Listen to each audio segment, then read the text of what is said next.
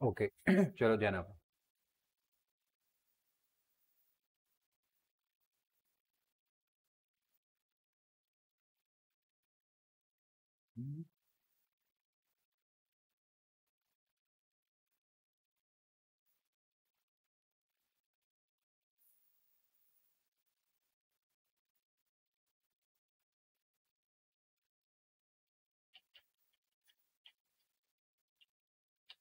આઠમું ઉદાહરણ આપણે છેલ્લે પૂરું કર્યું. હા કે ના? ઓકે, હવે આગળના ઉદાહરણની વાત કરીએ. ઉદાહરણ નંબર 9. 10 ની માઇનસ આઠઘાત કુલમ અને 10 ની માઇનસ 10 ની માઇનસ આઠઘાત કુલમ એક ધન વિદ્યુત ભાર છે, બીજો કયો વિદ્યુત ભાર છે? આ બે બિંદુવત વિદ્યુત ભારોને અનુક્રમે Q1 અને Q2 એકબીજાથી કેટલા અંતરે મૂકેલા છે? 0.1 મીટર અંતરે મૂકેલા છે. તો આકૃતિમાં દર્શાવેલા ABC બિંદુએ વિદ્યુત ક્ષેત્ર ગણો. કયા બિંદુઓ? A, B અને C. તો આમ જોવા જઈએ તો આ ડાયપોલ બનાવે છે. શું બનાવે છે? ડાયપોલ. બરાબર. તો તમે અહીંયા જોઈ શકો આકૃતિમાં કે અહીંયા Q1 વિદ્યુત ભાર ધન વિદ્યુત ભાર છે, અહીંયા Q2 વિદ્યુત ભાર જે ઋણ વિદ્યુત ભાર છે. બંને વચ્ચેનું અંતર કેટલું છે? 0.1 મીટર. એટલે આ મધ્ય બિંદુ લઈએ તો 0.05 0.05 થઈ જાય. અને બિંદુ A એકદમ મધ્ય બિંદુ છે. બિંદુ B એ અહીંયા છે અને બિંદુ C અહીંયા છે. બિંદુ A તો બંનેના મધ્ય બિંદુ પર જ છે. ડાયપોલનું મધ્ય બિંદુ એ જ બિંદુ A છે. ચલો એને છોડી દઈએ અત્યારે. બિંદુ B ક્યાં આવેલું છે? તો કે ડાયપોલની અક્ષ પર. જોયું? તો ડાયપોલની અક્ષ પર ઉદ્ભવતું વિદ્યુત ક્ષેત્રનું સૂત્ર તમે તારવ્યું હતું. ચાલુ છે તમારું?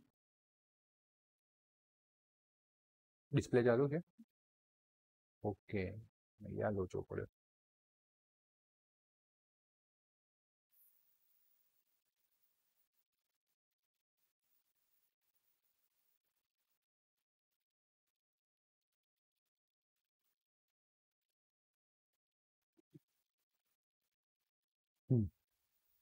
તો શું સૂત્ર તારવ્યું હતું ડાયપોલની અક્ષ પર ઉદ્ભવતું વિદ્યુત ક્ષેત્રનું?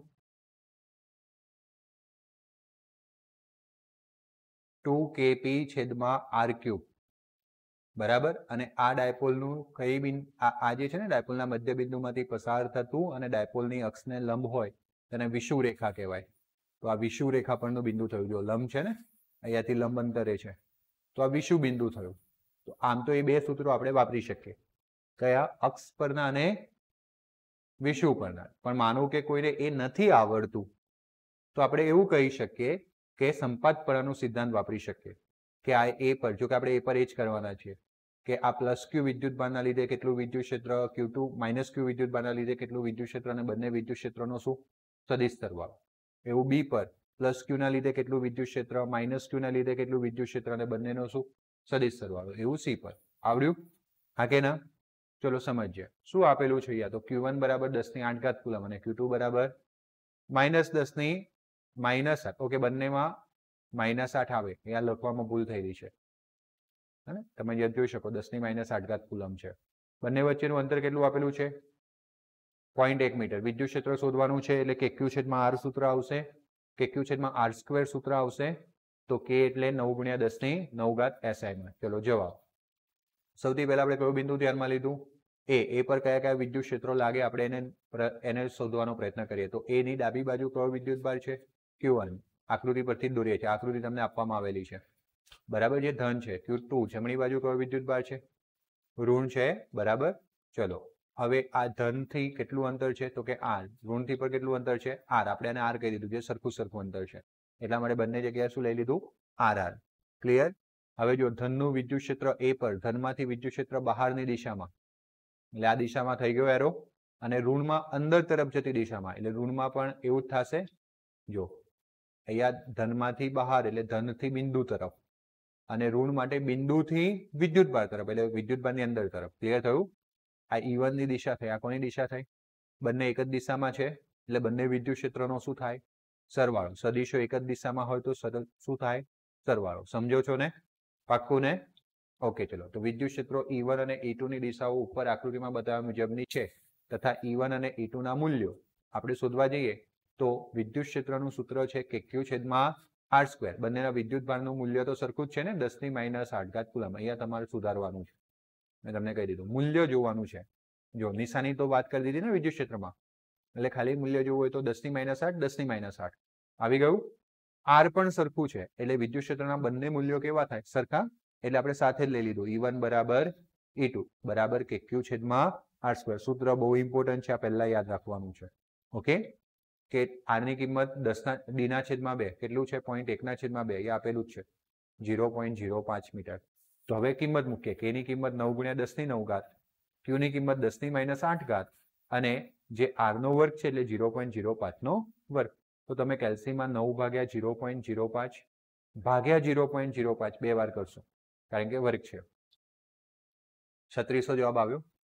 હા કે ના? અને આ 9 - 8 એટલે 10⁻1 ઘાત વધશે, 10⁻1 ઘાત વધશે અને 1 2 અને 3 બિંદુ આગળ જઈએ તો 3.6 1 + 3 આ 1 ઘાત તો અહીંયાથી વધી હતી અને 3 ઘાત આગળ ગયા તો 3.6 × 10 ની કેટલી ઘાત થઈ?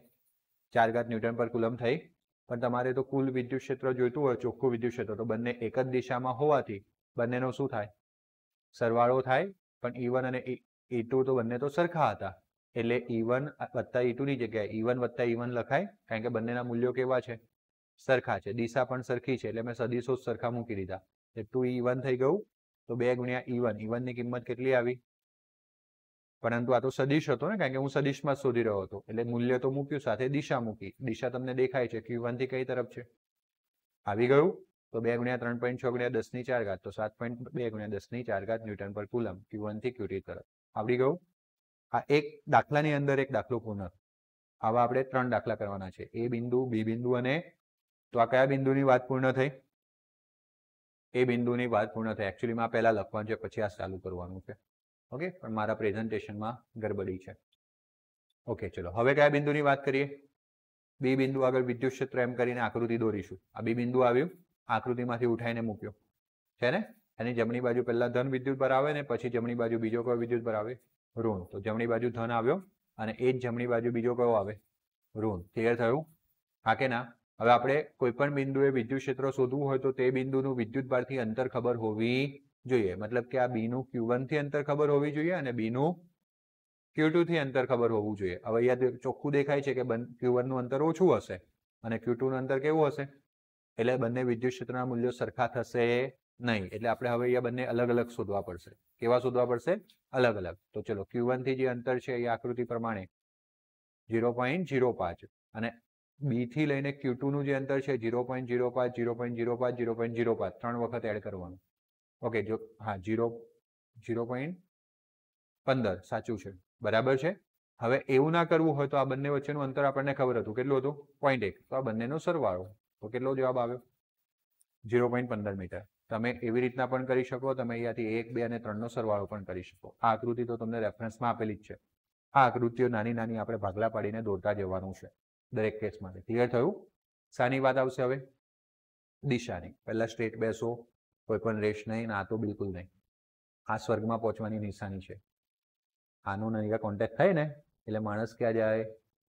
એની દુનિયામાં, સરની દુનિયા છોડી. ઓકે, ચલો ક્લિયર ને બેટા? હવે નિશાની એટલે તમને ખબર છે કે આ Q1 જે વિદ્યુત ભાર છે ધન વિદ્યુત ભાર છે. ધન વિદ્યુત ભારથી કઈ તરફ વિદ્યુત ક્ષેત્ર નીકળે? ધન વિદ્યુત ભારથી બહાર તરફ.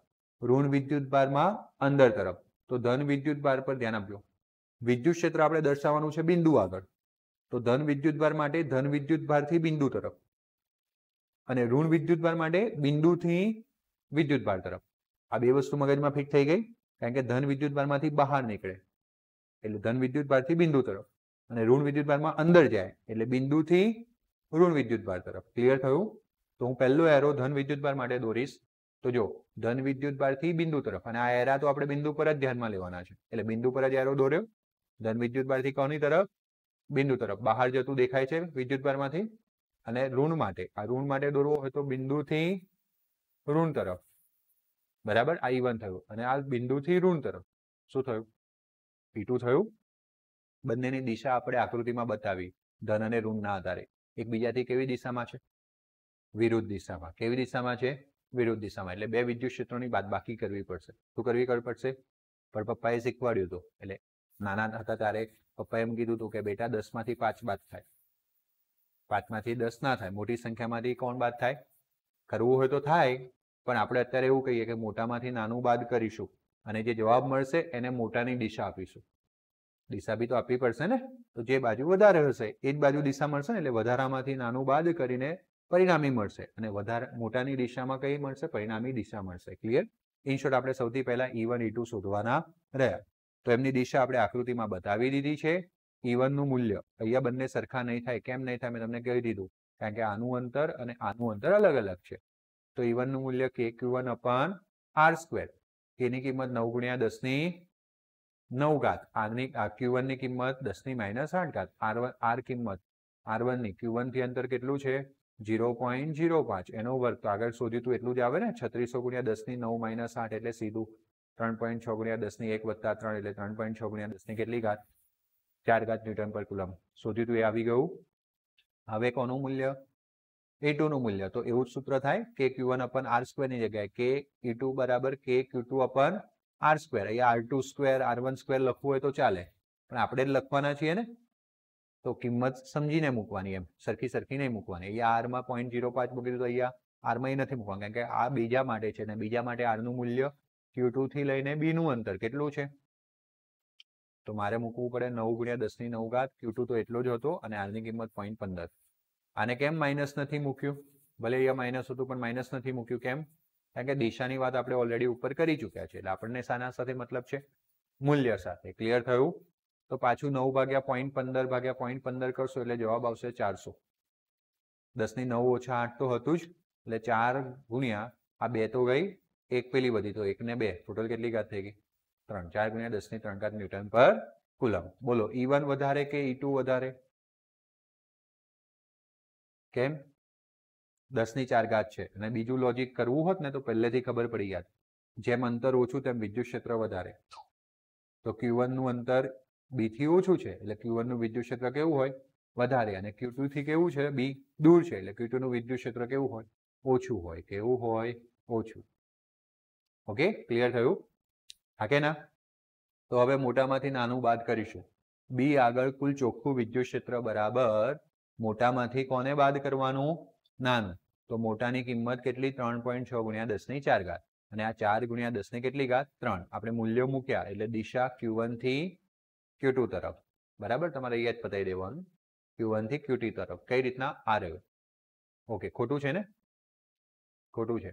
Q2 થી Q1 તરફ આવે. E1 ની દિશા આપણે આમ દોરી હતી ને, જે Q2 થી કઈ તરફ હતી? Q1 તરફ. તો આ સેન્ટેન્સ સુધારવાનું. Q2 થી કોની તરફ? Q1. એટલે જ્યારે આ વિડીયો દેખતા હોય ને તો ખાલી એને લખવામાં ધ્યાન ના રાખતા, મારા શબ્દોમાં પણ ધ્યાન રાખજો. ઓકે, તો Q2 થી કોની તરફ? Q1. અહીંયાથી જ લખવાનું છે. Q2 થી કોની તરફ? Q1. E1 ની દિશા. ગોટ ઇટ ને? આ બંનેની બાદબાકી સીધી ન થાય. 10 ની ઘાત સરખી હોવી જોઈએ. તો આ 10 ની 3 ઘાત છે, તો આને 10 ની 3 ઘાત બનાવી હોય તો 3.6 ની જગ્યાએ કેટલું થઈ જાય? 36. હવે 10 ની 3 ઘાત કોમન નીકળી જાય, તો 36 ઓછા 4 ગુણ્યા 10 ની 3 ઘાત.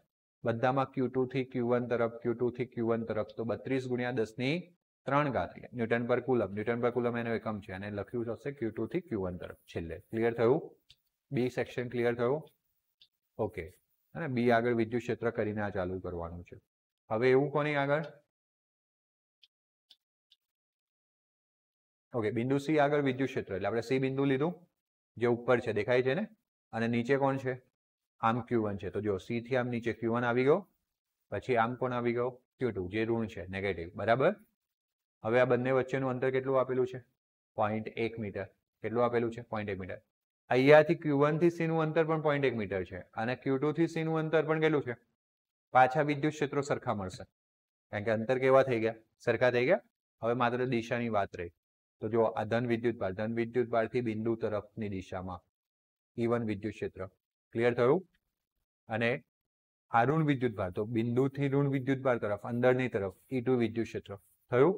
આ E2 અને પેલું કોણ હતું? E1. ક્લિયર ને? આ બંને સદિશોનો સરવાળો કરવાનો. તો આપણે ખબર છે પાછળના એક દાખલામાં ભણ્યા હતા, બે સદિશોનો સરવાળો કરવા માટે બે સદિશો વચ્ચેનો ખૂણો જોઈએ. 2 થી વધારે હોય તો સદિશોને ઘટકોમાં વિભાજિત કરી દઈશું, પણ 2 હોય તો એક ખૂણો આપણને જોઈએ. તો આપણને આ ખૂણો શોધવો છે.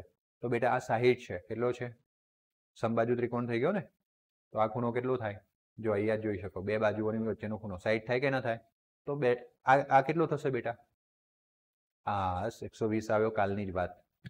cos 120 આવશે એટલે તમે એને -sin30 કરી દેશો. ક્લિયર છે ને? ઘણી વખત એ બધું કરવું જરૂરી નથી હોતું. થોડું પ્રેઝન્સ ઓફ માઇન્ડ હોય તો આપણને યાદ પણ આવી જાય. ઓકે, આમ તો તમારા દાખલાના જવાબ સાથે યાદ રાખી જવાની એવી પ્રેક્ટિસ હોવી જોઈએ. તો તમારા સમયમાં પેપર પૂર્ણ થશે. જો તમારા નસીબમાં હશે તો બોર્ડની પરીક્ષા આપવાનું. ને તો પાછો મારે મારવો જ પડે, અને તો નીકળી ગયો તો સમજો. પણ જો આ વર્ષની પેટર્ન્સ બદલાવાની છે, કારણ કે CBSE ઓલરેડી ડિક્લેર કરીને મૂકી દીધું છે કે ડિસેમ્બરમાં એ લોકો એક્ઝામિનેશન લઈ લેશે, ને એ ડિસેમ્બરમાં જે એક્ઝામિનેશન લેશે એના જ 12માં માર્ક્સ આવશે. એટલે તમારે 11માં અથવા 10માનું ડિપેન્ડન્સ નહીં આવે. સમજ પડી ગઈ? ખાલી બોર્ડ તમને જણાવે એટલી વાર છે. પણ આ હાશમાં વધારે નિરાશા છે, કારણ કે 100 માર્ક્સના MCQ જ આવશે. અને MCQ તો જ આવડશે જો તમે બધું લિટરેચર ભણ્યા છો. શિક્ષકે તો આ ભણાવવું જ પડશે. આને થિયરી નહીં. હા, થિયોરી કમ્પ્લીટ થયેલી હશે તો જ MCQ આવડશે. સમજ પડી ગઈ? અને MCQ માટે કંઈ નહીં કરવાનું. મેં તમને કીધું છે તેમ યુટ્યુબ પર જવાનું, HHT ક્લાસ 10 અને 12 લખવાનું, એ ચેનલને ઓપન કરવાનું, તો નીચે શોર્ટ્સ લખાઈને આવશે. તમે એને સ્ક્રોલ કરશો ને મોબાઈલના યુટ્યુબમાં પણ, તમે HHT સર્ચમાં લખવાનું HHT ક્લાસ 10 અને 12, ભલે સબસ્ક્રાઈબ હોય ત્યાં લખવાનું, એટલે ચેનલવાળું એક આખું પેજ ખુલશે. તો એના ઉપર શોર્ટ્સ લખાઈને આવશે, અને એ શોર્ટ્સ પર ક્લિક કરી દેવાની. બરાબર, મ્યુઝિક સાંભળવાનું, અને જે MCQ લખેલો હોય લખીને નોટ ડાઉન કરી દેવાનું. સોલ્યુશન બધું લખીને મેં સમજાયેલું છે. આવા 150 MCQ મૂકી ચૂક્યો છું, અને હજુ હું મૂકવાના ચાલુ કરવાનો છું. બરાબર છે? ભગવાન મને તાકાત આપે અને સાથે તમારું ભલું થાય. 500 થી 1000 MCQ હું મૂકી દઉં. બધા 150 ફિઝિક્સ કેમિસ્ટ્રીના ભેગા થઈને છે, પણ તમને કામ આવશે. બોર્ડમાં કઈ કેટેગરીના MCQ પૂછાય છે એ નહીં પૂછાય, પણ એના જેવા પૂછાશે 100% ગેરંટી આપીને કહું છું. અને એમાંથી 5-10 તો કોપી બી થઈ જશે, કારણ કે મેં હજુ સુધી ખાલી મેં બીજું કંઈ નથી કર્યું. મેં બોર્ડના પેપર્સના જ MCQના સોલ્યુશન મૂકેલા છે. તો ખાલી 2 જ વર્ષના બોર્ડના પેપરના, 2 વર્ષના બી નહીં, એ જ વર્ષના માર્ચ અને રિપીટરનું પેપરનું મેં મૂક્યું છે. તો એમાં બી કોમન MCQ મળ્યા છે મને. એમાં બી 2 MCQ મને કેવા મળ્યા છે? કોમન. અને બોર્ડ છે ને, એક વખત તમે બોર્ડની પરીક્ષા આપો અને પાસ કરી દો, એના જેવું કંઈ નહીં. કારણ કે જો જે વર્ષે NCERT આવી એ વર્ષે કોરોના નહોતો, એ વર્ષે બોર્ડની એક્ઝામિનેશન થઈ હતી. એ વખતે રિપીટરે બિચારો NCERTનો સિલેબસ આપવો પડ્યો, અને એક વર્ષ વચ્ચે ગેપ પડી ગઈ કારણ કે કોરોના આવ્યો. અને આ વખતે જ્યારે એમને રિપીટરની એક્ઝામ આપવી પડી તો ઓલ્ડ સિલેબસમાંથી પૂછાયું. ફિઝિક્સ કેમિસ્ટ્રીમાં કંઈ વાંધો નથી આવતો, બાયોલોજીમાં પથારી ફરી જાય. કારણ કે બાયોલોજીમાં ગુજરાત બોર્ડમાં જે 12મામાં ચેપ્ટર હતા એ બધા 11મામાં ઘૂસી ગયા NCERT. અને બાયોલોજીમાં તો ખાલી પ્રદૂષણ જ ભણવાનું રહ્યું હવે 12મામાં. પ્રદૂષણ ને પર્યાવરણ ને આહાર ચક્ર ને, જોયું? આને કહેવાય ભંડોળ. આ ભંડોળ બધું ભેગું કરી રાખવું પડે. મારે શું લેવા દેવું? હવે મને બધું ખબર છે, એટલે તમારે બધી જગ્યાએ માથું માર લેવાનું. આપણને ડૂબાડતા આવડવું જોઈએ, પછી એમ ના થાય કે મારવા જેમ ભટકાઈ જાય, વાગે તો. એટલે પહેલા તમારે એવી કેટેગરી બનાવવી પડશે. અને હું કઈ મેં કર્યું છે કારણ કે મારો ઇન્ટરેસ્ટ હતો, એટલે મારા મગજમાં છે એ બધું. તો તમારે અત્યારે તમારા 3 સબ્જેક્ટ પ્રત્યે એટલો ઇન્ટરેસ્ટ રાખવાનો કે એનો A to Z ક્વેશ્ચન તમને આવડવો જોઈએ. સમજ પડી ગઈ? તમારું ભલું તમે કરી શકશો, બીજો કોઈ કરશે નહીં. તો આ MCQ માટે મેં તમને ગાઈડન્સ આપ્યું, અને ત્યાં રહેવાનું. બરાબર છે? વાપરવાનો મોબાઈલ, પણ એનો કેવો ઉપયોગ કરવાનો સદ. અને બાકી એના સિવાય ઘણું બધું તમને ટાઈમપાસ મળી જશે, અને કદાચ આપણા આંગળા ફરશે પણ ખરા એ બાજુ. પણ આપણા પર કંટ્રોલ રાખવાનો, માઇન્ડને ટ્રેન કરવાનું કે ભાઈ 12મા પછી હું બધું જ એન્જોય કરીશ. પણ અત્યારે તો મારે શું કરવાનું છે? એક રિઝલ્ટ બનાવવાનું છે, ધ્વનિ જેવા બનવાનું છે. સમજ પડી ગઈ? હા ને? બહુ સારી રીતના મહેનત કરી હશે, આપણે અહીંયા બેઠા બેઠા બિલીવ કરી શકીએ. ક્લિયર? ઇન શોર્ટ, એના જેવા ન બની શકીએ, પણ આપણે અત્યારે જે સ્ટેજમાં લોકોએ આપણા માટે જે ધારણા બાંધી છે ને, એ ધારણા તો ખોટી કરવાની જ છે. કોઈ આપણને દેખીને કે તારા આટલા ટકા આવશે, તો એને આપણે બેસાડીને ચૂપ કરી દેવાનું છે કે ના ભાઈ, અમે આના કરતાં કંઈક અલગ કેટેગરીના માણસો છીએ, ભલે તમે અમને આવા માનતા હોય. પણ જો તમે એને મોઢા પર બોલશો તો એ હસશે, ઉપરથી તમારી મજાક બનશે. પણ તમે એને તમારું રિઝલ્ટ જ ડાયરેક્ટ બતાવશો તો એ મજાક બનશે નહીં. વળી એ બી આંગળા ચાપશે, દાંત નીચે આંગળા આવી જશે. સારું, કરી બતાવ્યું છોકરાએ છોકરીએ. બહુ બ્રિલિયન્ટ, સારું કહેવાય. બરાબર છે. તમે ખાલી ધોનીના પપ્પાની આ 2 દિવસની જિંદગી વિચારો. ધોનીના માતા પિતાની જિંદગી કેવી હશે, કેવી ખુશાલીમાં રહેતા હશે, શું નહીં કર્યું હોય ધોની માટે, અને એના સગા સંબંધીઓ એના મમ્મી પપ્પાને શું વખાણ કર્યા હશે. જસ્ટ વિચારો. એ 2 દિવસ જો તમે મમ્મી પપ્પાને લાઈફમાં અપાવી શકે ને, આપણે એના જેટલા માર્ક્સ નથી જોઈતા, પણ એના જેટલી જે કોઈકની લોકોને આશા બંધાઈ ગયેલી હોય આટલા એનાથી ઉપર જઈને કરી શક્યા. મતલબ સમજો તમારું 12માં ભણવું સફળ રહ્યું. સમજ પડી ગઈ? એટલે MCQ આવી શકે એમ છે, પણ આપણે બધાએ વેઇટ કરવાનો રહ્યો. પણ MCQ અથવા કોઈ પણ MCQ ની વાત કરીએ તો એ MCQ આપણને ત્યારે જ આવડે જ્યારે આપણે A to Z થિયોરી આવડતી હોય, A to Z માઇન્ડમાં કોન્સેપ્ટ હોય, A to Z ફોર્મ્યુલા આવડતા હોય. એ માટે જો તમને એવું લાગે તો તમારે હજુ તો 150 MCQ મૂકેલા છે, તમે સ્ક્રોલ કરશો એટલે તમને ખબર પડશે ચેપ્ટરને રિગાર્ડિંગ MCQ આવશે. આ ચેપ્ટરનો પહેલો જ દાખલો પેલો પ્રોટોન અને ઇલેક્ટ્રોન વાળો છે ને, હે ને. હવે મને તો મેં બનાવીને મૂકી દીધો, પછી મને તો માઇન્ડમાં પણ ના રહે. પણ જે દિવસે તમને ભણાવ્યો ને એ જ દિવસે એક છોકરાએ મને યુટ્યુબ પરથી સ્ક્રીનશોટ પાડીને મોકલ્યો, તો મને તરત જ લાઈક થયું, આ તો પહેલો જ દાખલો છે. બોલો, પહેલો જ દાખલો MCQ સ્વરૂપે 2019ની પરીક્ષા લેવાય ને એમાં પૂછાઈ ગયો. 2020ની, સોરી, 20ની ને, 21માં નથી લેવાય, એટલે 20ની. સમજ પડી? પહેલો જ દાખલો MCQ સ્વરૂપે કે પ્રોટોન અને કેવી રીતના હતો તો કે પ્રોટોન અને ઇલેક્ટ્રોન વચ્ચે લાગતા વિદ્યુત બળ અને ગુરુત્વ બળનો ગુણોત્તર કેટલો છે. ભણ્યા હતા આપણે વિદ્યુત બળ અને ગુરુત્વ બળનો ગુણોત્તર શોધ્યો હતો, અને આપણે 2 પ્રોટોન માટે પણ શોધ્યો, પણ એમાં જ એક કિસ્સો હતો પ્રોટોન અને ઇલેક્ટ્રોન માટે. હા કે ના? બોલો, આ MCQ હતું.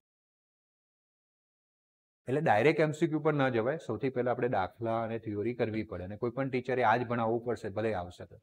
CBSE નું તો એવું પણ કહેવું છે કે જે ડિસેમ્બર સુધીનો સિલેબસ છે ભૂલી જવાનો પછી. કેટલાની એક્ઝામ આપી દીધી, 100 માર્ક્સની વાત પતી ગઈ. અને પછી બીજું જે ટર્મ ચાલુ થશે ને એ ટર્મનો ફરીથી નવો સિલેબસ, મતલબ એનો બીજા ટર્મની પરીક્ષામાં એ નહીં પૂછાય. અને જો કન્ડિશન આવું જ રહ્યું તો પાછા એમાં પણ MCQ, અને કન્ડિશન બદલાઈ ગઈ તો એની થિયોરી. સમજ પડી ગઈ? એટલે આપણે આ જ પેટર્ન માટે તૈયાર થઈ જાવ, કારણ કે CBSE જે બોલે છે એ જ ગુજરાત બોર્ડ કરે છે. ખબર નહીં, જાતે તો કશું વિચારાતું, મતલબ વિચારતા બી હશે તો ખબર નહીં, પણ સેન્ટ્રલ બોર્ડ છે એટલે હું બી એવું માનું છું. આવા પ્લેટફોર્મ પર તો એવું ના જ બોલાય, પણ ઠીક બી હવે બોલી ગયા તો ઠીક છે. ઓકે, તો એ વાત છે. ઇન શોર્ટ આપણે બી એ રીતના પ્રિપેરેશન રાખવાની છે આ વર્ષે 2022 માટે બોર્ડની પરીક્ષા માટે. ક્લિયર? તો ચલો ધ્યાન આપો. તો આપણે યાદ રાખવાનું શરૂ કરવાનું. હવે તમને ગઈકાલે કીધું હતું કે જ્યારે 2 સદિશો સરખા હોય તો પરિણામી સદિશ એમને દુભાગે, હે ને. તો આમ વચ્ચેથી નીકળે, તો આજે અહીંયા પણ બતાવ્યો છે, વચ્ચેથી નીકળે તો કોને સમાંતર થયો? આ Q1 Q2 ને સમાંતર થયો. અને જો એરો પ્રમાણે આની દિશા ડાબેથી જમણે હશે એટલે Q1 થી કઈ તરફ હશે? Q2 તરફ. ક્લિયર થઈ ગયું? જે પરિણામી સદિશ છે. ઓકે, વિદ્યુત ક્ષેત્રો E1 અને E2 ની દિશાઓ આકૃતિમાં બતાવેલી છે. E1 અને E2 ના મૂલ્યો સરખા થાય જે KQ/d², કારણ કે અહીંયા d સીધું જ 0.1 મીટર, જેને આપણે ડેટામાં લીધું હતું. Q બરાબર 10 ની કેટલી ઘાત? -8 ઘાત કુલમ.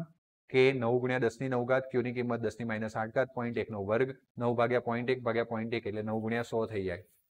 900 × 10 ની 1 ઘાત, 9 - 8, 2 મીંડા આપી દો એટલે 2 ઘાત. 9 × 10 ની કેટલી ઘાત થઈ ગઈ? 3 ઘાત ન્યૂટન પર કુલમ. હા કે ના? બિંદુ C આગળ ચોખ્ખું વિદ્યુત ક્ષેત્ર શોધવું હોય તો આ બેઓનો સરવાળો થાય, એટલે EC નો વર્ગ બરાબર E1 નો વર્ગ વત્તા E2 નો વર્ગ વત્તા 2E1 E2 cos θ. આવ્યું કાલવાળું સૂત્ર, 2 સદિશોના સરવાળા. પરંતુ E1 અને E2 બંને તો કેવા છે? સરખા છે. એટલે E1 નો વર્ગ E1 નો વર્ગ 2E1 E1. E2 ની જગ્યાએ શું મૂકી દીધું? E1. θની જગ્યાએ શું મૂક્યું? 120. 2E1 નો વર્ગ થઈ ગયો, 2E1 નો વર્ગ થઈ ગયો cos 90 + 30. મેં તો ચોરી કરી જ નથી, મેં તો બધા સ્ટેપ લખી દીધા છે. બરાબર? તમારે પણ બધા લખીને પ્રેક્ટિસ કરવાનું, કારણ કે જ્યારે જરૂર પડે એને શોર્ટકટ વાપરવાનો થાય તો મગજમાં યાદ આવે. બધા જ લખેલા હોય તો. ગઈકાલે આપણે F12 લખતા હતા, એની જગ્યાએ આજે શું આવી રહ્યું છે? E1. બંનેમાંથી શું થાય? 2E1 નો વર્ગ કોમન નીકળે, આ 1 થઈ જાય. ગઈકાલે હું સમજાવી ચૂક્યો છું, cos 90 + 30 એટલે બીજું ચરણ. બીજું ચરણમાં સાઈન ધન, અહીંયા કોણ છે? cos, એટલે જવાબ શું આવે? ઋણ. 90 છે એને કાઢવું હોય તો વિધેય બદલાય, cos નો શું થાય? સાઈન, અને 30 નો 30. વિધેય બદલતા પહેલાનું વિધેય જોવાનું છે. પછી એવું નહીં કે કોસનું સાઇન થઈ ગયું અને સાઇન ધન એટલે ધન મૂકી દઈ. સાઇન પહેલા બદલવાની છે. કયો વિધેય છે? કોસ, એટલે સાઇન બદલાઈ ગઈ. ક્લિયર? અને હવે કોસનું કેવું થશે? સાઇન. ચલો 2e1 નો વર્ગ 1 પ્લસ માઇનસ માઇનસ સાઇન 30 1/2. ગઈકાલે આંગળી પકડીને શીખવાડ્યું હતું. એકમાંથી 1/2 જાય તો 2 ઉડી જાય તો e1 નો વર્ગ. માટે ec નો વર્ગ બરાબર e1 નો વર્ગ. તો ec બરાબર e1. e1 ની કિંમત 9 ગુણ્યા 10 ની 3 ઘાત. પણ અહીંયા મેં સદિશ મૂકી દીધો તો દિશા પણ q1 થી કઈ તરફ? q2 તરફ. ક્લિયર થયું? ઉદાહરણ 9 અહીંયા પૂર્ણ થયું.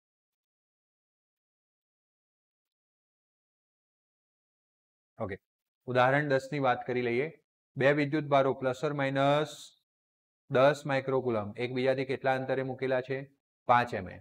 આકૃતિમાં બતાવ્યા પ્રમાણે ડાયપોલની અક્ષ પર તેના કેન્દ્રથી 15 સેન્ટીમીટર દૂર ધન વિદ્યુતભાર પર આવેલા બિંદુ P એ અને બીજી આકૃતિમાં બતાવ્યા પ્રમાણે ઓમાંથી પસાર થતીને અક્ષને લંબ રેખા એટલે વિષુવ રેખા થઈ. એ વિષુવ રેખા પર 15 સેન્ટીમીટર દૂર આવેલા બિંદુ Q એ વિદ્યુત ક્ષેત્ર શોધો. તો તમને અહીંયા Q1 બરાબર કેટલા કુલમ? પ્લસ ઓર માઇનસ છે એટલે Q1 બરાબર 10 અને Q2 બરાબર -10. માઇક્રોકુલમ એટલે 10 ની -6 10 ની -6 વડે ગુણવાનું. આપણને SI માં જ જોઈએ એટલે 10 ગુણ્યા 10 ની -6 10 ની -5 -10 ગુણ્યા 10 ની -6 એટલે -10 ગુણ્યા સોરી -10 ની -5 ઘાત કુલમ. આમ મૂલ્ય જ જોઈતું હોય પ્લસ માઇનસ છોડી દઈએ, ખાલી મૂલ્ય જોઈતું હોય તો 10 ની -5 થઈ ગયું. ઓકે, બંને વચ્ચેનું અંતર એકબીજાથી કેટલા અંતરે મૂકેલા છે? 5 mm. તો આ ડાયપોલ છે બરાબર. અને અહીંયા હવે આપણે ક્લિયરલી ડાયપોલના સૂત્રો વાપરવાના છે. કારણ કે પહેલામાં તો આપણને ડાયપોલ નહોતું કીધું, સમબાજુ ત્રિકોણ પર ને એવી રીતના વાત કરેલી હતી એટલે આપણે એમાં વાપરી શકતા હતા પણ વાપર્યા ન હતા. કેમ નહોતા વાપર્યા એનું પણ રીઝન હતું. કારણ કે આપણે જે સૂત્ર ભણ્યા છે 2kp છેદમાં r³ અક્ષ માટે, વિષુવ રેખા માટે -kp છેદમાં r³, જે તમારે બોલવાના હતા પણ મેં બોલી ગયો. ઓકે, તો હવે નેક્સ્ટ ટાઈમથી યાદ રાખવાના બંને. 2kp છેદમાં r³ -kp છેદમાં r³, એક અક્ષ માટે બીજું વિષુવ રેખા માટે. આ સૂત્રો ત્યારે છે જ્યારે ડાયપોલથી તે બિંદુનું અંતર ખૂબ દૂર છે, r > 2a. આવું આપણે કન્ડિશન લગાવ્યું હતું અને પછી આ સૂત્રો તારવ્યા હતા થિયોરીમાં. અહીંયા એવું છે જો કેમ? કારણ કે બંને વચ્ચેનું અંતર કેટલું છે? mm માં. શામાં છે? mm માં. અને જે પેલું બિંદુ દૂર છે એ શામાં છે? સેન્ટીમીટરમાં. તો હવે એમ કહી શકીએ કે બંનેના અંતરની સરખામણીમાં પેલું બિંદુ જેના પર આપણે વિદ્યુત ક્ષેત્ર શોધવું છે તે ડાયપોલથી કેવું છે? દૂર. તો આપણે સૂત્રો વાપરી શકીએ છીએ. આગળના દાખલામાં કદાચ વાપરવું હોય તો r³ વાળું ના વપરાય.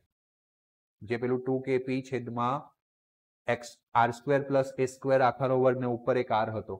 2kp r છેદમાં r² + a² આખાનો વર્ગ. પછી એમાં આપણે a² ના અવગણ્યો હતો, r ના વર્ગનો વર્ગ r ની 4 ઘાત, એક r કટ થઈને r³ આવ્યો હતો. થિયોરી હું બોલી રહ્યો છું અને આવી પ્રેક્ટિસ તમારે કરવાની છે. તમે થિયોરી જે દિવસે બોલી શક્યા સમજો કે તમારી મહેનત સફળ થઈ રહી છે. કારણ કે આવશે તો બોલી શકો છો મતલબ લખી શકવાના છો. બોલી જ નથી શકતા મતલબ લખી શકવાના. તો દાખલો થિયોરી, દાખલો બોલવાનો કોઈ ટેન્શન નથી.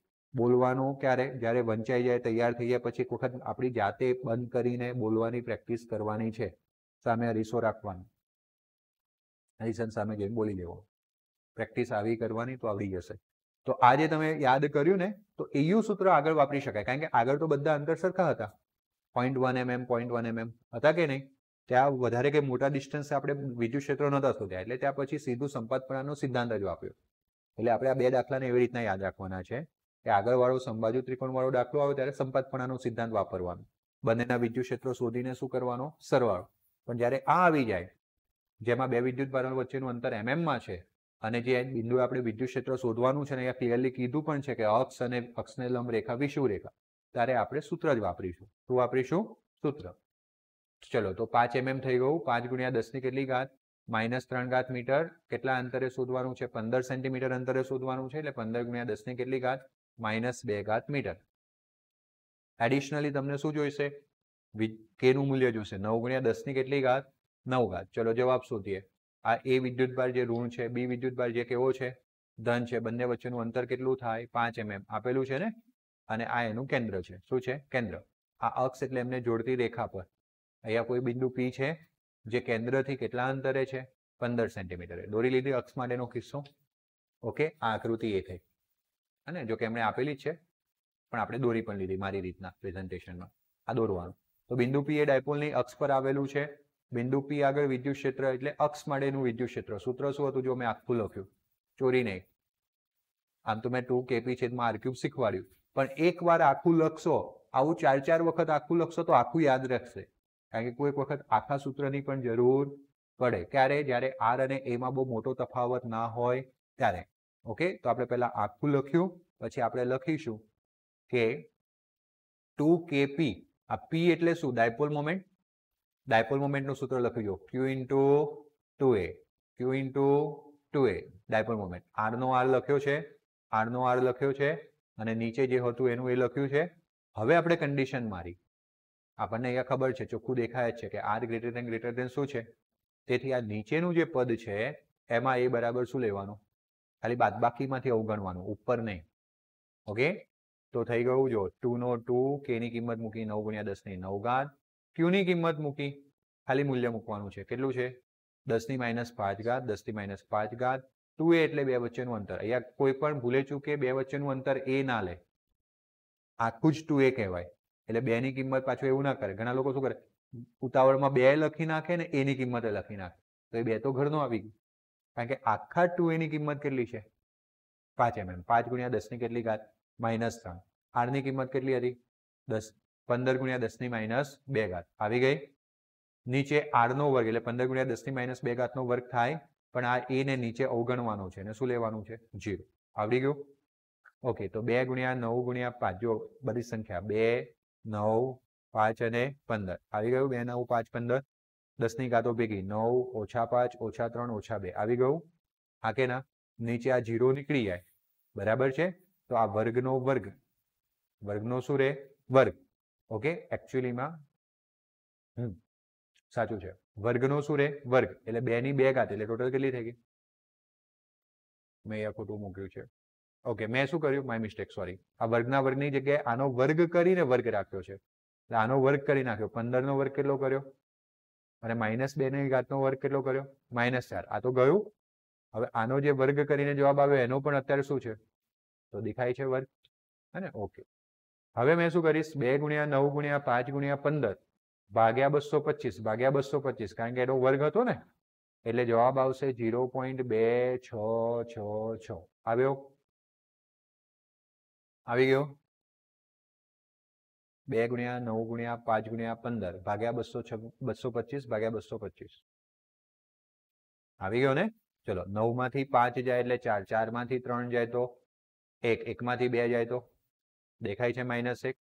4 -4 ની 2 ઘાત એટલે -8 ઘાત, -8 ઘાત ઉપર જાય તો +8, 8 માંથી 1 જાય તો 7. અને અહીંયા 1 અને 2 પોઈન્ટ આગળ જઈશ, 2.66 ને 2.7 લખી શકું. 2 આમ જઈશ, ટોટલ 7 થતું હતું. 7 માંથી 2 બાદ કરી નાખીશ.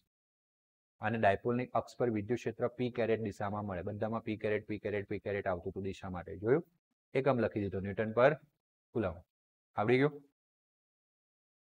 ઓકે, મેં નીચે શું લખ્યું છે? આ નીચે એક સ્ટેપ લખ્યું છે, તમને દેખાશે નહીં. જે p કેરેટ છે ને એની જગ્યાએ લખ્યું છે -q થી +q તરફ. -q થી કઈ તરફ? +q. એટલે a થી b તરફ એવું લખેલું છે, કારણ કે ડાયપોલ મોમેન્ટની દિશા એ દિશામાં હોય, માઇનસ થી પ્લસ તરફ. આને ઓકે, ચલો, કયું બિંદુ? q બિંદુ. જો a અને b ની લંબ રેખા પર છે. જોયું? બરાબર છે? જેનું અંતર કેટલું છે? 15 સેન્ટીમીટર. અને આ ડાયપોલના બે વિદ્યુતભારો વચ્ચેનું અંતર એઝ ઇટ ઇઝ 5 mm, જે બી આકૃતિ છે. તો બિંદુ q એ ડાયપોલની વિષુવ રેખા પર આવેલું છે. બિંદુ q આગળ વિદ્યુત ક્ષેત્ર વિષુવ રેખા માટે પૂરેપૂરું સૂત્ર પહેલા -kp છેદમાં r plus r² plus a² into 3/2 into કયો કેરેટ? p caret. હવે જો બેટા, મેં અહીંયા શું કર્યું હતું? કિંમત મૂક્યા પછી આગળ જ વધી ગયો. પણ કોઈક એવું કરી શકે કે કિંમત મૂકતા પહેલા આને 0 માની લે. તો r² નો વર્ગ એટલે r ની 4 ઘાત આવતી. આ પદમાં જોજો, r ની 4 ઘાત આવતી, અને ઉપર r હતો તો એક r કેન્સલ થઈને નીચે શું આવતું? r³. તો એને શું કરવું પડતું? આ 15 ગુણ્યા 10 ની -2 ઘાત ઉપર મૂકવું બી ના પડતું, અને નીચે 15 ગુણ્યા 10 ની -2 ઘાત નો ક્યુબ થઈ જાય. અલ્ટિમેટલી સિમ્પ્લિફિકેશન આ જ આવો. સમજ પડી ગઈ? આ રીતે કરો કે પેલી રીતે કરો, જવાબ તો સરખો જ આવે. તો આ રીત ફાવી જાય તો આ રીતે કરી દેવાનું. ઓકે, હવે આમાં પણ જો કે -kp છેદમાં r² વત્તા a² 3/2. ખાસ ધ્યાન રાખવાનું છે, કોનામાં માઇનસ નો વર્ગ આવે છે ને ઉપર r આવે છે અક્ષ પર. વિષુવ રેખા પર ઉપર r નથી આવતું, એટલે અહીંયા R square plus A square raise to શું આવે છે 3/2 આવે છે. ઓકે, પી ની જગ્યાએ ક્યુ ઇન્ટુ 2a, પાછી કન્ડિશન તો એ લગાવીશું. ઓકે, કિંમતો મૂકતા જઈએ અને પેલાનું 0 મૂકી દઈએ. કે ની કિંમત, ક્યુ ની કિંમત, 2a ની કિંમત, આર ની કિંમત એનો વર્ગ પ્લસ એ ની જગ્યાએ 0. તો આ તો 0 કેન્સલ થઈ જવાનું. ઓકે, હવે અહીંયા જોજો 9 ગુણ્યા 5 વધ્યું હતું, 9 10 ની ઘાતમાં 9 ઓછા 5 ઓછા 3 આવી ગયું. હા કે ના? આ 15 ગુણ્યા 10 ની માઇનસ 2 ઘાત, 2 ની 3/2 ઘાત હતી ને, એટલે 2 ની 3/2 ઘાત એટલે 2 ગુણ્યા 3/2 થાય, જેમાં બગડો શું થવાનું, ઉડી જવાનું, એટલે માત્ર 3 ઘાત વધશે. અહીંયા નીચે લખેલું છે 9 પંચા 45, 9 માંથી 5 જાય અને 3 જાય એટલે 10 ની 1 ઘાત, અને નીચે 15 ગુણ્યા 10 ની માઇનસ 2 ઘાતની 3 ઘાત પી કેરેટ લખેલું છે. એના પછીનું સ્ટેપ અહીંયા છે. તો 45 ભાગ્યા 15 ભાગ્યા 15 ભાગ્યા 15 3 વખત કરો. 45 ભાગ્યા 15 ભાગ્યા 15 ભાગ્યા 15 આ જવાબ આવ્યો. આગળ માઇનસ ચાલતું આવતું હતું, બરાબર ને? તો માઇનસ થઈ ગયું, 10 ની 1 ઘાત છે. અહીંયા 10 ની માઇનસ 2 ની 3 ઘાત એટલે માઇનસ 6 ઘાત થાય. જે ઉપર જાય એટલે કેટલી ઘાત થઈ ગઈ? પ્લસ 6 થઈ ગઈ. તો 1.33 ગુણ્યા 10 ની 7 માંથી 2 પોઈન્ટ જમણી બાજુ જાવ તો શું કરવું પડે? -2. તો 1.33 ગુણ્યા 10 ની માઇનસ 7 ઓછા 2 એટલે 10 ની કેટલી ઘાત થઈ ગઈ? 5 ઘાત ન્યૂટન પર કુલમ થઈ ગયું.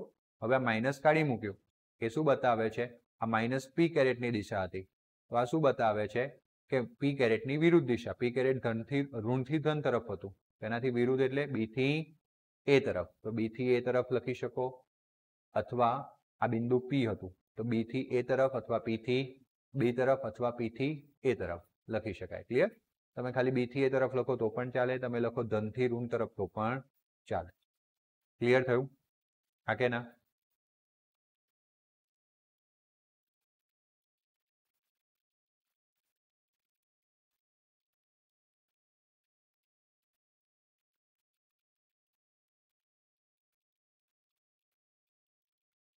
ઓકે, એક ઉદાહરણ 11 ભણી લઈએ પછી છૂટા પડીએ. આકૃતિમાં વિદ્યુત ક્ષેત્રના ઘટકો EX, વિદ્યુત ક્ષેત્રનો x ઘટક alpha into x raise to 1/2 સૂત્ર વડે બદલાય છે. x ની કિંમત બદલાય તો આની ઘટકની કિંમત પણ બદલાય છે. પણ y અને z ઘટક શું છે? 0. જ્યાં આલ્ફા અચળાંક હતો જે કેટલો છે? 800. એનો એકમ પણ આપેલો છે ન્યૂટન પર coulomb metre raise to metre raise to 1/2. તો આ જે ઘન છે એ ઘનમાંથી પસાર થતું શું શોધવાનું છે? ફ્લક્સ. અને ઘનની અંદરના વિદ્યુત ભારની ગણતરી કરવાની છે. અને આ જે એ છે એ એને કેટલું લો? 0.1 મીટર. સમજ પડી ગઈ? આકૃતિ મેં ચોપડીની જ મૂકેલી છે, જેમાં એક વસ્તુ જો કે એ લોકોએ આપવું જોઈએ, જે આપ્યું નથી. આ અહીંયાથી આટલું અંતર પણ એ છે, જે ચોપડીવાળાએ દર્શાવેલું નથી, એટલે આપણે યાદ રાખીને જવું પડશે. અને મારા જેવા સ્માર્ટ લોકો અહીંયા બી લખી દે, અથવા બી ના લખે તો 2a લખી દે. 2a લખી દે તો જવાબમાં થોડો ફરક પડે, ખાલી કિંમત જ બદલાય, સ્ટેપ બદલાશે નહીં. ક્યાં ફરક પડશે એ પણ હું સમજાવીશ. ઇન શોર્ટ, આ ઘનમાંથી પસાર થતું ફ્લક્સ શોધવાનું છે. અને ફ્લક્સ મળશે તો ગાઉસનો નિયમ વાપરવાનો અને ત્યાંથી વિદ્યુત ભાર મળશે. સમજ પડી ગઈ? તો ડેટા તમને EX નું સૂત્ર આપેલું છે, EY0 આપેલું છે, EZ0 આપેલું છે, અને આલ્ફાની કિંમત આપેલી છે. બરાબર છે? અને એ બરાબર તમને આપેલું છે. કેટલું છે? 0.1. એડિશનલી તમને એપ્સાઇલોન 0 ની કિંમત જોઈશે. ગાઉસનો નિયમ Q છેદમાં એપ્સાઇલોન 0. ફ્લક્સ આવ્યું એટલે કયો નિયમ? ગાઉસનો. Q છેદમાં એપ્સાઇલોન 0. યાદ છે ને? 8.85 ગુણ્યા 10 ની કેટલી ઘાત? -12 ઘાત. જવાબ ચાલુ કરીએ. વિદ્યુત ક્ષેત્રનો માત્ર x ઘટક હોવાથી x અક્ષની લંબ સપાટી માટે E સદિશ અને ડેલ્ટા S સદિશ વચ્ચેનો ખૂણો પ્લસ ઓર માઇનસ શું થશે? જો આ x અક્ષને આ બે કલર કરેલી સપાટી છે, જોઈ રંગ કરેલી, જે લંબ સપાટી છે. આ બે લંબ સપાટી માટે જ ખૂણો પ્લસ ઓર માઇનસ શું થાય? π/2 થાય. માટે વિદ્યુત ફ્લક્સ φ બરાબર E સદિશ ડોટ કયો સદિશ? Delta S. અને એટલા માટે E dot delta S cos or minus plus π/2. હવે આમાં થોડીક ભૂલો છે, સુધારાવું છું પહેલા સેન્ટેન્સથી. વિદ્યુત ક્ષેત્રનો માત્ર x ઘટક હોવાથી x અક્ષને સમાંતર, લંબની જગ્યાએ કઈ સપાટી લેવાની? સમાંતર સપાટીઓ માટે E અને ડેલ્ટા S વચ્ચેનો ખૂણો પ્લસ ઓર માઇનસ π/2 થાય, જે રંગ વગરની છે. સમજો, તમે જે રૂમમાં બેઠા છો એની પાછળની દિવાલ અને આગળની દિવાલ x અક્ષને લંબ છે. તો એના સિવાય 4 સપાટીઓ છે જે x અક્ષને સમાંતર છે, ઉપરની, નીચેની, ડાબી અને જમણી. આ સપાટીઓનો માનો કે ઉપરની સપાટી જેનો વિદ્યુત આ જે ઘટક છે ક્ષેત્રફળ ઘટક થયો, અને આ તમારું વિદ્યુત ક્ષેત્ર હતું. જો એટલે જે લંબ છે એ સપાટીઓ નહીં, જે સમાંતર સપાટીઓ છે એનો ક્ષેત્રફળ સદિશ ડેલ્ટા એસ અને ઈ એકબીજાને કેવા થશે? લંબ. તો તમારે પહેલું સુધારવાનું છે અહીંયા લંબની જગ્યાએ સમાંતર સપાટીઓ માટે, બરાબર? તો એવી સપાટીઓ જે સમાંતર સપાટીઓ છે એમના માટે flux E delta E into delta S, તો cos π/2 આવે અને cos π/2 કેવો થઈ જાય? એટલે ફ્લક્સ કેટલો થઈ ગયો? આવડી ગયું. એટલે ચાર સપાટીમાંથી કોઈ ફ્લક્સ પસાર થતું માત્ર છાયાંકિત બે સપાટી વધી, હા કે ના? એક અને બે, જેને ક્ષેત્રલંબ છે. અને સપાટીને ક્ષેત્રલંબ હોય તો આ સપાટી છે એને ક્ષેત્રલંબ છે, તો એનો ક્ષેત્રફળ સદિશ સમાંતર થઈ જાય. ક્લિયર થયું? તો છાયાંકિત સપાટી સિવાયની બાકીની ચારેય સપાટીઓમાં વિદ્યુત ફ્લક્સ ઉપરના સૂત્ર મુજબ કેવું થયું? છાયાંકિત સિવાયની બોલી છે. હવે ઘનની જે ડાબી બાજુની સપાટી છે, હવે આ રહ્યું અને એમાંથી આ ડાબી બાજુની સપાટી, અને આ કઈ બાજુની સપાટી? તો આ જે ડાબી બાજુની સપાટી છે એનું વિદ્યુત ફ્લક્સ કેટલું થાય? તો ડાબી બાજુ માટે L, ત્યાં વિદ્યુત ક્ષેત્ર EL, તો આલ્ફા x⁴1/2. તો જો અહીંયા x ની કિંમત મૂકવી પડશે. તો આ ડાબી બાજુ x માં કેટલી દૂર છે? તમે કીધું આ મિસિંગ હતું. કેટલી દૂર છે? a. તો આપણે x ની જગ્યાએ a મૂક્યું છે. તો મૂક્યું છે a. સમજ પડી ગઈ? ડાબી બાજુ માટે x બરાબર a થાય. કોઈક અહીંયા 2a કરીને આપી દે તો આપણે અહીંયા શું મૂકવું પડે? 2a. સમજ પડી ગઈ? કોઈ 3a કરીને આપે તો આપણે અહીંયા શું મૂકવું પડે? 3a. ક્લિયર ને? પણ ના આપેલું હોય તો એ જ મૂકવાનું, કારણ કે ચોપડીવાળાએ એ માન્યું છે. જો ચોપડીની ભૂલ છે, પરંતુ આપણે સિસ્ટમની વિરુદ્ધ તો જઈ ના શકીએ ને, આપણે માની લેવાનું. ક્લિયર થયું? આવું ઘણા બધા દાખલામાં છે, એટલે ખાસ માઇન્ડ બ્રોડ રાખવાનું. ઓકે, હવે જમણી બાજુ. તો જમણી બાજુની સપાટી આ ઓરિજિનથી એટલે કે ઉગમ બિંદુથી કેટલી દૂર છે? તો આ a અને આ a ટોટલ કેટલી દૂર છે? તો જમણી બાજુ માટે વિદ્યુત ક્ષેત્ર શું થાય? Alpha into x⁴1/2. તો x ની જગ્યાએ શું આવે? અગર મેં અહીંયા 2a લીધું હોત તો ના, 3a. 2a માં ખાલી a જ એડ થાય ને, તો કેટલું થાય? 3a. સમજ પડી ગઈ? હા કે ના? ઓકે, ચલો. તો આ 2 ની 1/2 ઘાત, 2 ની 1/2 ઘાત શું થાય? √2. આલ્ફાનો આલ્ફા અને a ની 1/2 ઘાત તો રહેવાની જ છે. તો આ બંને વિદ્યુત ક્ષેત્રો મળ્યા. તો બંને સપાટીઓ માટે વિદ્યુત ફ્લક્સ શું થાય? તો ફ્લક્સનું સૂત્ર છે E dot delta S. E dot delta S. Okay, તો EL ડોટ ડેલ્ટા એસ. એવું રીતના પેલામાં ER ડોટ ડેલ્ટા એસ. તો EL dot delta S cos 180, કારણ કે વિદ્યુત ક્ષેત્ર આવી દિશામાં છે અને પેલાનું વિદ્યુત ક્ષેત્ર ક્ષેત્રફળ સદિશ દેખો વિરુદ્ધ દિશામાં છે, એટલે cos શું થાય? પરંતુ આ માટે વિદ્યુત ક્ષેત્ર ડાબેથી જમણે અને ક્ષેત્રફળ સદિશ પણ ડાબેથી જમણે, એટલે cos શું થાય? 0 થાય. ક્લિયર? EL ની કિંમત ડેલ્ટા એસ cos 180 કેટલો થાય? cos 0 કેટલો થાય? 1 થાય. EL મતલબ કે આ માઇનસ આગળ આવી જાય તો EL ડેલ્ટા એસ નું આગળ માઇનસ, અને અહીંયા કેવું રહેશે? ધન. આ ડેલ્ટા એસ જે છે એટલે આ સપાટીનું ક્ષેત્રફળ. લાગતા સમઘન લાગે છે, લખીને પણ આપેલું છે a ઇન્ટુ a. તો ડેલ્ટા એસ નું ક્ષેત્રફળ શું થાય? a². એવું પેલાનું પણ શું થાય? a² થવાનું છે. ચલો, હવે ઘનમાંથી નીકળતું કુલ ચોખ્ખું વિદ્યુતીય ફ્લક્સ શોધવું હોય તો દરેક ફ્લક્સનો શું થાય? ડાબી અને જમણી બાજુ. તો જમણી બાજુ ER a² એને પહેલા લઈ લીધું, પ્લસ છે એટલે આ માઇનસ છે એટલે પાછળ લઈ લીધું. ક્લિયર છે? હવે ER અને EL ની કિંમતો મૂકવાની રહી. ER ની કિંમત વર્ગમૂળમાં 2 આલ્ફા a ની 1/2 ઘાત અહીંયા હતું, અને આ EL ની કિંમત આલ્ફા a ની 1/2 ઘાત, EL ની કિંમત મુકાઈ ગઈ. હા કે ના? આ a ની 1/2 અને વર્ગ, 1/2 અને વર્ગ એટલે 3/2 ઘાત થઈ જાય. 1/2 વત્તા 2 પક્કા 3/2 થાય? ના થાય. 5/2 થાય. 1/2 વત્તા 2 એટલે 2 દુની 4, 4 ને 1 5, 5/2 થાય ને, સરવાળો થાય એટલે કેટલી ઘાત થાય? સમજ પડી? ઓકે, અગર 1 વત્તા 1/2 હોત તો 3/2 થાય. 2 વત્તા 1/2 છે એટલે શું થાય? 5/2 લસા લઈને. તો આમાંથી આલ્ફા બંનેમાં છે, બરાબર ને? Alpha common. a ની 5/2 ઘાત આમાં પણ છે, આમાં પણ છે, કોમન. તો અહીંયાથી માત્ર શું વધ્યું? અને અહીંયાથી બધું નીકળી ગયું, તો શું વધ્યું? 1. હવે આલ્ફાની કિંમત મૂકો છેલ્લે 800 અને a ની કિંમત મૂકો 0.1 અને √2 એટલે 1.41 ભાગ -1 એટલે 0.41. ક્લિયર? સર, હવે આ 0.1 ની 5/2 ઘાત કઈ રીતના શોધીએ કેલ્સીમાં? હે ને? તો શું કરવાનું? કરો કેલ્સીમાં 0.1 ડાબો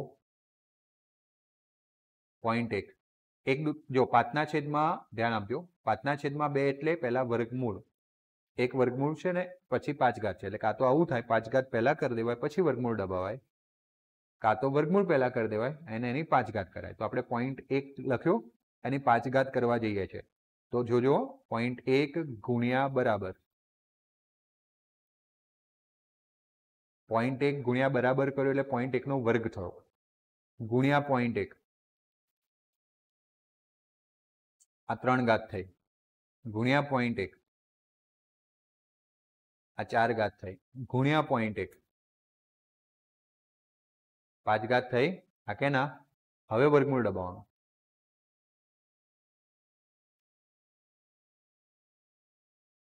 હા વર્ગમૂળ દબાવી દીધું ગુણ્યા 0.41 ગુણ્યા 800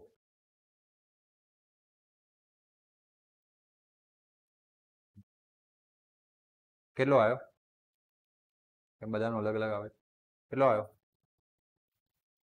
1 પોઈન્ટ વાળો કોને આવ્યો હવે તારી શું ભૂલ હતી હું જોઈ રહ્યો હતો કે તું વગર કામના બરાબર દબાવતી હતી હા જેટલી વાર તમે કેલ્સીમાં મેં તને જોઈ હતી એટલે મેં તને કહ્યું તમને એવું લાગે કે બરાબર દબાવવાથી કશું નથી થઈ રહ્યું પણ જ્યારે તમે 0.1 ગુણ્યા બરાબર દબાવ્યું ને તો અલ્ટિમેટલી એનો વર્ક થઈ રહ્યો અને તમે પછી જો બરાબર કરો ને તો કેલ્સી પાછળની એક્શન રિપીટ કરે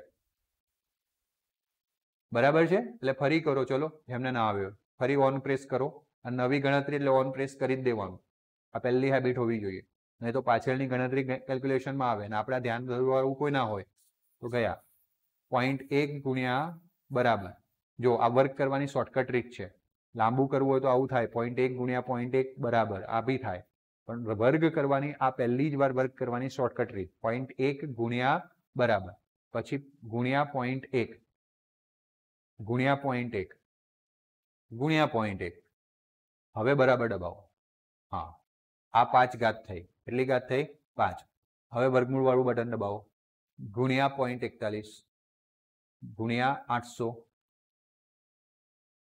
અને પછી બરાબર દબાવવાનું વચ્ચે નહીં દબાવવાનું આવ્યો 1.05 આવ્યું 3.7 વાળું આવ્યું ને 1.04 લખી શકો 1.05 લખી શકો ક્લિયર થયું 0.1 ગુણ્યા બરાબર કરો એટલે વર્ક થઈ જાય તમે કોઈ પણ વસ્તુ દબાવો ઓન કરીને જે કઈ નંબર દબાવો ગુણ્યા બરાબર કરો એટલે વર્ગ આપી દે શું આપી દે વર્ગ પછી આની 5 ઘાત સુધી લઈ જવાનું છે તો ગુણ્યા 0.1 ગુણ્યા 0.1 ગુણ્યા 0.1 આને શું કર્યું ગુણ્યા 0.1 બરાબર ગુણ્યા 0.1 બરાબર ત્યાં બરાબર દબાવવાની જરૂર નથી જવાબ બદલાય નહીં પણ એનું કોઈ મિસ્ટેકના લીધે બદલાઈ ગયું વગર કામના બટન દબાઈ જાય તો એ થઈ જાય સમજ પડી ગઈ પણ એમાં પછી 0.1 ગુણ્યા બરાબર કરવાની જરૂર નથી તમે જેવું ગુણ્યા 0.1 કર્યું ને એટલે ત્યાં ઉપર જવાબ ચેન્જ થઈ જ ગયો છે પછી ફરી ગુણ્યા 0.1 કરશો એટલે જવાબ ચેન્જ થઈને ગુણાઈ જશે ક્લિયર થોડી ઘરે જઈને રમત કરજો હવે પાછા આવી જાઓ તો આ ચોખ્ખું ફ્લક્સ મળ્યું પણ મને તો હજુ બીજું શું જોઈએ છે ફ્લક્સ તો થઈ ગયું બીજું શું જોઈએ છે વિદ્યુત ભાર તો ફાઈ બરાબર ક્યુના છેદમાં એપ્સાઇલોન 0 તો ક્યુ જોઈતો હોય તો ફાઈ ગુણ્યા શું થાય એપ્સાઇલોન 0 ફાઈ જે મળ્યો છે એને એપ્સાઇલોન 0 8.85 ગુણ્યા 10⁻12 વડે ગુણી નાખું આ બંનેનો ગુણાકાર કરશો 9.29 જવાબ આવશે ગુણ્યા 10⁻12 કુલમ ક્લિયર આવ્યો તો આ કે ના 8.85 ગુણ્યા 1.05 9.29 જવાબ આવશે અને પ્રેક્ટિસ એવી કે છેલ્લે જવાબ કેલ્સીમાં નહીં મોડા પરથી આવી જવો જોઈએ ફર્ટ લઈને સંખ્યા ઓલમોસ્ટ બદલાતી નથી હા કોઈ એક 10 માર્ક્સનું ટ્વિસ્ટ હોય વધારે તો 90 માર્ક તો આપણા છે ને જે અંદરથી જ છે 1 રૂપિયાનો ચેન્જ નહીં આવે પણ એવી મહેનત પણ હોવી જોઈએ એટલે ઓછામાં ઓછું હું તો એવું કહું છું કે 10 થી 15 વાર પ્રેક્ટિસ થવી જોઈએ આ મારા માટે ઓછામાં ઓછું છે હવે તમે સમજો કે તમારે કેટલો સમય આપવાનો છે કેટલી ટાઈમ કારણ કે આટલી વાર કરશો તો જ મોઢા પર આવશે તો કેલ્સી સાઈડ કારણ કે એ 15 વખત પ્રેક્ટિસ કરવામાં કેલ્સી વાપર્યો હશે અને તો 15મી વખતે કેલ્સી સાઈડ પર થશે ને સીધો જવાબ લખાશે નીટ અલગ છે બોર્ડ અલગ છે નીટ તો આપણે નીટનો ન તો હજુ ચાલુ જ નથી કર્યો એ તો કશું આ છે જ નહીં એ અલગ જ દરિયો છે અને એમાં અલગ જ તરવાનું છે બરાબર એની સામે આપણે ખાબોચિયામાં રમી રહ્યા છીએ આ જ વપરાય આ ખાબોચિયામાં આપણે પાર કરી શકીએ તો જ દરિયામાં ડૂબકી મરાય બરાબર છે કોન્સેપ્ટ આ જ વપરાય છે અને સાગરના બે તટ જેવું છે બોર્ડ અને નીટ ભેગું થતું અને જેમના માટે ભેગું થઈ જાય છે એ લોકો કંઈક અલગ જ કેટેગરીના હોય હે ને કારણ કે એનું બી